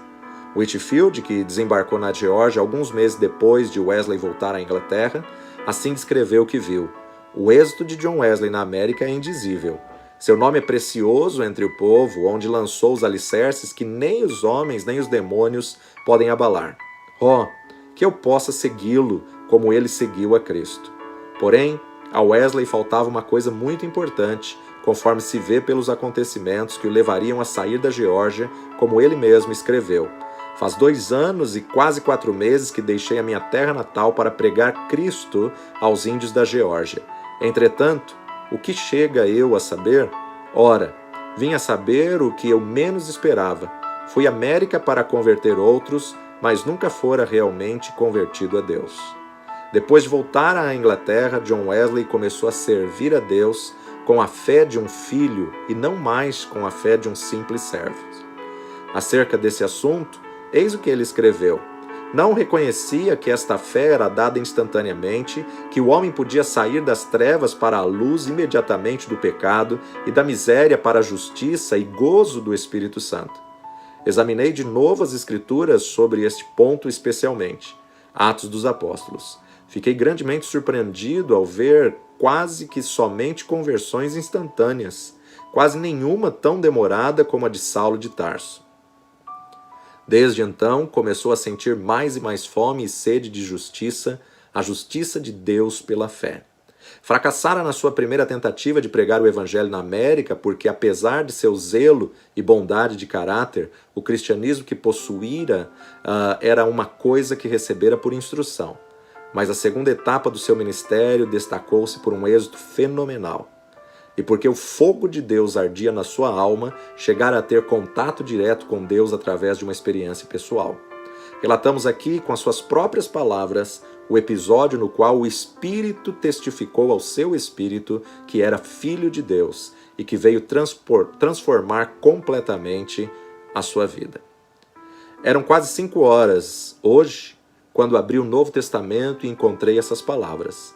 Ele nos tem dado grandíssimas e preciosas promessas, para que por elas fiqueis participantes da natureza divina. 2 Pedro 1,4. Antes de sair, abri mais uma vez o Novo Testamento para ler estas outras palavras. Não estás longe do reino de Deus. Marcos 12:34. À noite, senti-me impelido a assistir em Aldersgate, senti o coração abrasado. Confiei em Cristo, somente em Cristo, para a salvação. Foi-me dada a certeza de que Ele levara os meus pecados e de que me salvara da lei do pecado e da morte. Comecei a orar com todas as minhas forças. Testifiquei a todos os presentes do que sentia no coração. Depois dessa experiência em Aldersgate, Wesley aspirava às bênçãos ainda maiores do Senhor, conforme ele mesmo escreveu. eu suplicava a Deus que cumprisse todas as suas promessas na minha alma. O Senhor honrou este anelo em parte, não muito depois. Enquanto eu orava com Carlos Whitfield e cerca de 60 outros crentes em Fetter Lane. São de John Wesley também essas palavras. Cerca de 3 horas da madrugada, enquanto perseverávamos em oração, mediante Romanos 12:12, o poder de Deus nos sobreveio de tal maneira que bradamos impulsionados de grande gozo e muitos caíram ao chão. A seguir, ao passar um pouco o temor e a surpresa que sentimos na presença da majestade divina, rompemos em uma só voz: louvamos-te, ó Deus, aceitamos-te como Senhor. Essa unção do Espírito Santo dilatou grandemente os horizontes espirituais de Wesley, o seu ministério tornou-se excepcionalmente frutuoso e ele trabalhou ininterruptamente durante 54 anos com o coração abrasado pelo amor divino. Um pastor pregava 100 vezes por ano, mas John Wesley pregou cerca de 780 vezes por ano, durante 54 anos. Esse homenzinho de apenas 1,66 m de altura, pesando menos de 60 quilos, dirigia-se a grandes multidões e sobre as maiores provações. Quando as igrejas lhe fechavam as portas, levantava-se para pregar ao ar livre. Embora enfrentasse a apatia espiritual quase geral dos crentes, a par de uma onda de devassidão e crimes no país inteiro, multidões de 5.000 a 20.000 afluíam para ouvir os seus sermões. Tornou-se comum nesses cultos os pecadores acharem-se tão angustiados que gritavam e gemiam. Se materialistas célebres tais como Voltaire e Thomas Paine gritaram de convicção ao se encontrarem com Deus no leito da morte, não é de se admirar que centenas de pecadores gemessem, gritassem e caíssem ao chão, como mortos, quando o Espírito Santo os levava a sentir a presença de Deus. Multidões de perdidos, assim, tornavam-se novas criaturas em Cristo Jesus nos cultos de John Wesley. Muitas vezes, os ouvintes eram levados às alturas de amor, gozo e admiração. Recebiam também visões da perfeição divina e das excelências de Cristo, até ficarem algumas horas como mortos. Apocalipse 1:17. E eu, quando o vi, caí a seus pés como morto. E ele pôs sobre mim a sua destra, dizendo-me: não temas, eu sou o primeiro e o último. Como todos os que invadem o território de Satanás, os irmãos Carlos e John Wesley tinham de sofrer terríveis perseguições. Em Moorfield, os inimigos do Evangelho acabaram com o culto, destruindo a mesa em que John subira para pregar e o insultaram e maltrataram. Em Sheffield, a casa foi demolida sobre a cabeça dos crentes. Em Wednesbury, destruíram as casas, roupas e móveis dos fiéis, deixando-os desabrigados, expostos à neve e ao temporal. Diversas vezes John Wesley foi apedrejado e arrastado como morto na rua. Certa vez foi espancado na boca, no rosto e na cabeça até ficar coberto de sangue. Mas a perseguição por parte da igreja decadente era a sua maior cruz. Foram denunciados como falsos profetas, paroleiros, impostores arrogantes, homens destros na astúcia espiritual, fanáticos e etc. Ao voltar para visitar Epplewood, onde nascera e se criara, John assistiu no domingo aos cultos da manhã e da tarde na igreja onde seu pai fora fiel pastor durante muitos anos, mas não lhe foi concedida a oportunidade de falar ao povo. Às 18 horas, em pé sobre o monumento que marcava o lugar em que enterraram seu pai, ao lado da igreja, Wesley pregou ao maior auditório jamais visto em Eppleworth. E Deus salvou muitas almas. Qual a causa de tão grande oposição? Entre os crentes da igreja dormente, alegava-se que eram as suas pregações sobre a justificação pela fé e a santificação. Os descrentes não gostavam dele porque levou o povo a se levantar para cantar hinos às 5 horas da madrugada. John Wesley não somente pregava mais do que os outros pregadores, mas os excedia como pastor, exortando, confortando os crentes e visitando-os de casa em casa. Nas suas viagens andava tanto a cavalo como a pé, ora em dias ensolarados, ora sob chuvas, ora em temporais de neve. Durante os 54 anos do seu ministério, andou em média mais de 7.000 quilômetros. 7.000 quilômetros por ano para alcançar os pontos de pregação. Esse homenzinho, que andava tantos quilômetros, ainda tinha tempo para a vida literária. Leu não menos do que 1.200 tomos, a maior parte enquanto andava a cavalo. Escreveu uma gramática hebraica, outra de latim e ainda outra de francês e inglês. Serviu durante muitos anos como redator do jornal de 56 páginas. O dicionário completo que compilou da língua inglesa era muito popular e o seu comentário sobre o Novo Testamento ainda tem grande circulação até os dias de hoje.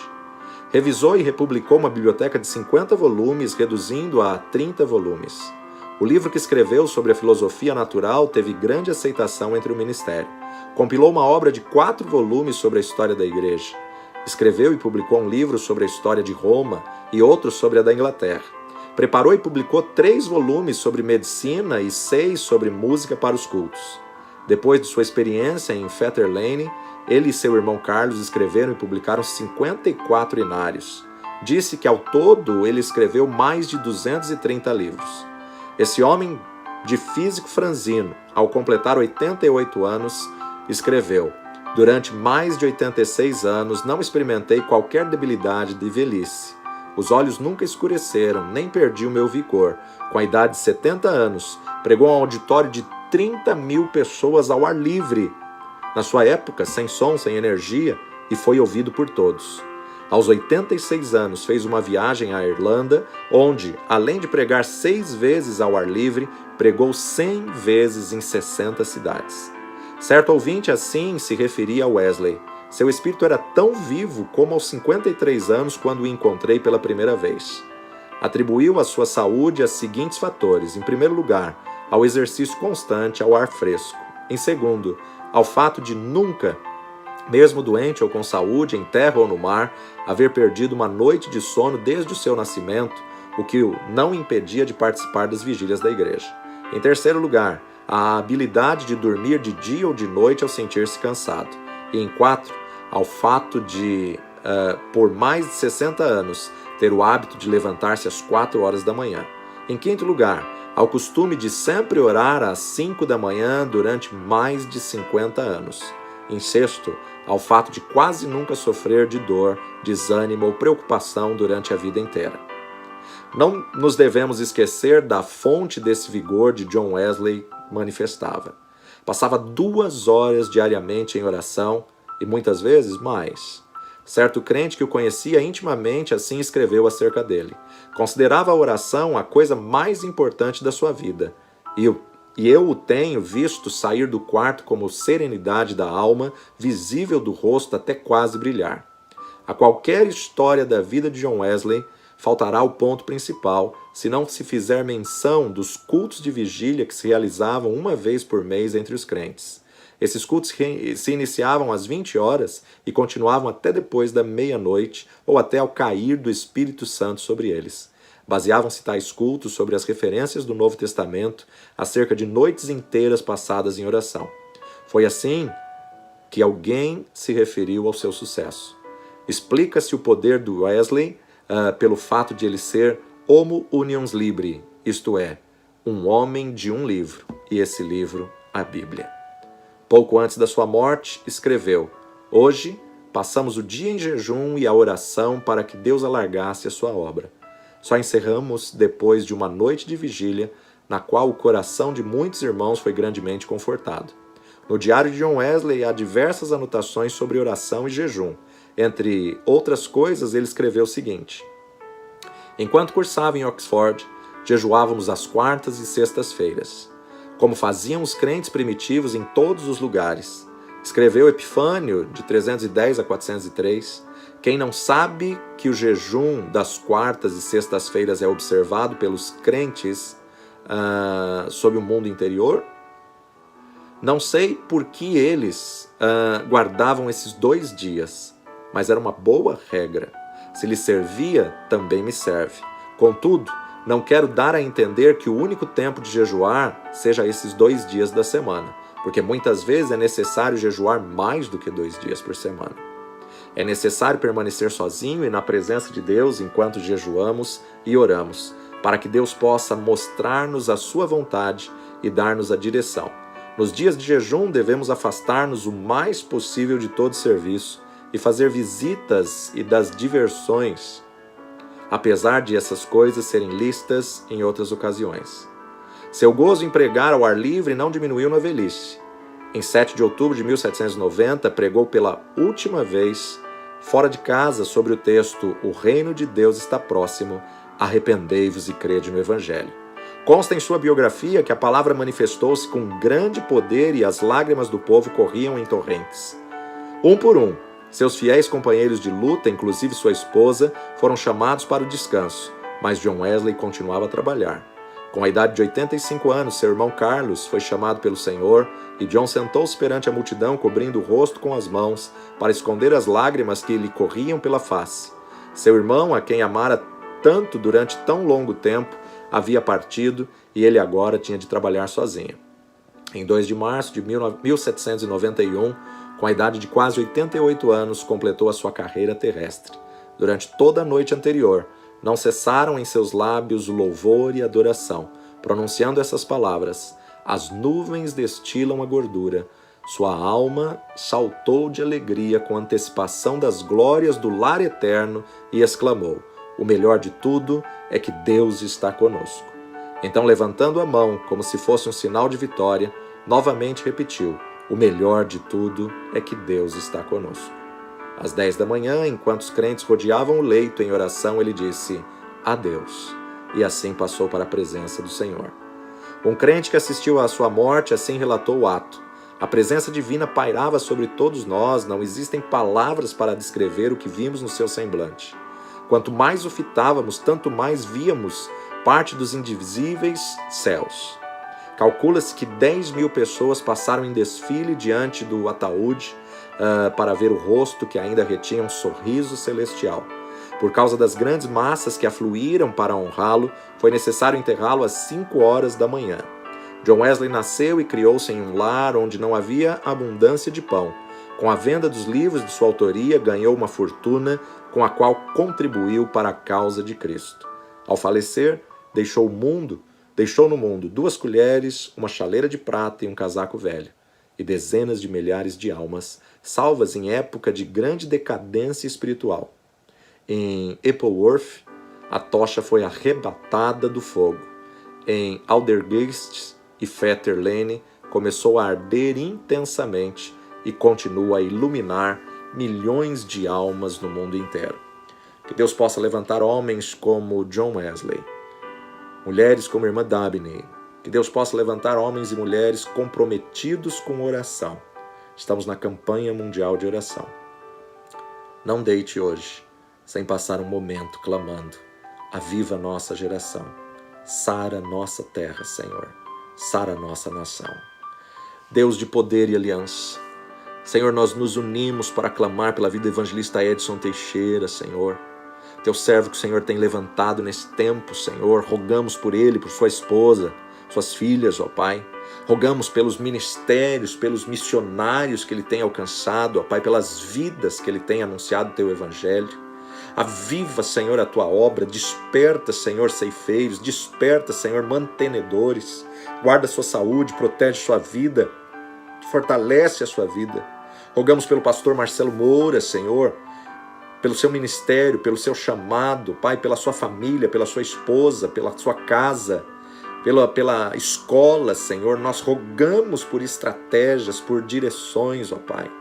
Clamamos nesta hora, Senhor, levanta ceifeiros para a tua seara. Levanta homens e mulheres comprometidos com uma vida de oração, Senhor. Em nome de Jesus, nós rogamos. Vem, Santo Espírito, aviva a tua obra, desperta o teu povo e manifesta a tua glória. Nós te agradecemos por mais esse dia dessa conferência Torre Online. Abençoa cada um que nos ouve.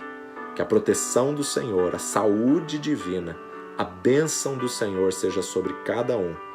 E leva-nos, ó Pai, a um comprometimento mais sincero, genuíno e verdadeiro contigo. Que através do teu Espírito possamos ter novas experiências na tua presença. No nome precioso de Jesus. Amém e amém. Amanhã continuamos com mais 2 ministrações. Eu espero por você na segunda conferência Torre Online Missões. A grande comissão continua. Deus te abençoe.